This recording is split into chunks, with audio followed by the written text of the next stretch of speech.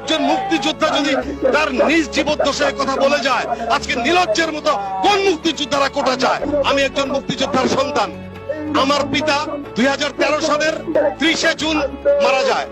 29শে June অনেকাঙ্ক্ষিত ভাবে, কাকতালীয় ভাবে তার মুক্তিযোদ্ধা সনদটা আমাকে দেখিয়েছিল এবং সেদিন আমি তাকে দুঃখ করে বলেছিলাম, বাবা, তোমার মুক্তিযোদ্ধা সনদ থাকতে আমরা চাকরি পাই না, আমরা তো কোটা সুবিধা পেতে পারতাম।